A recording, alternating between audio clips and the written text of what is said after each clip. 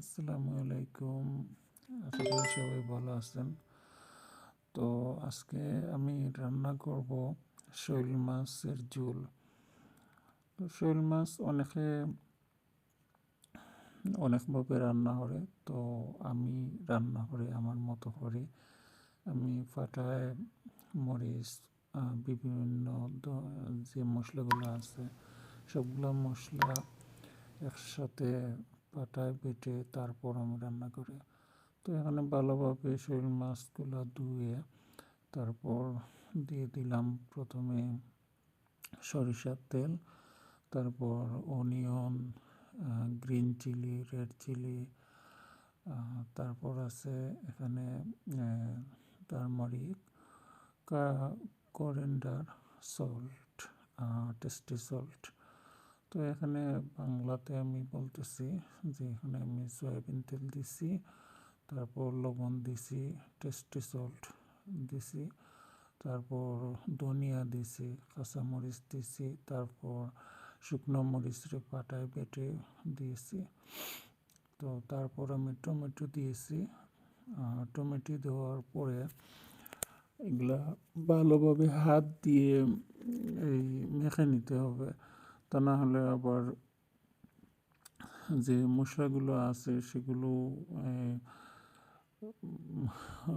ঠিক করে ঢুকবে না মাছের মধ্যে, বা রান্নার পরে একদিকে লেগে থাকবে।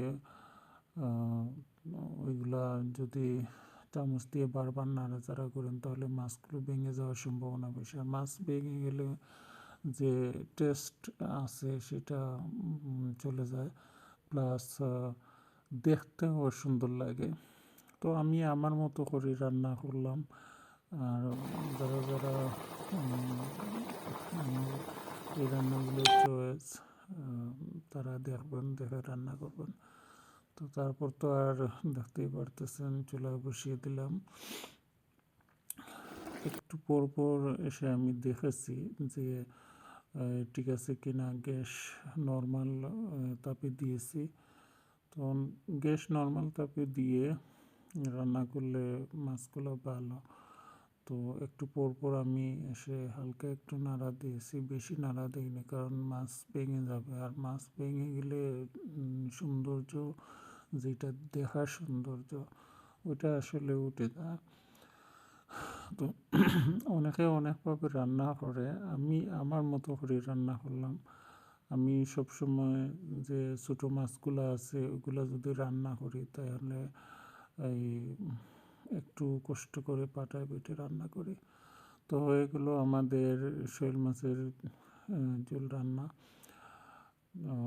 এখানে আমি একটা পিরিচে নিয়েছি, নিয়ে আপনাদেরকে একটু দেখাইতেছি।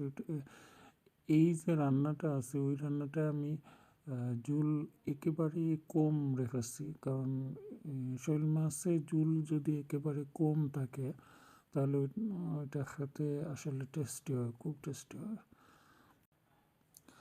ওকে, তাহলে ভালো থাকবেন, সুস্থ থাকবেন।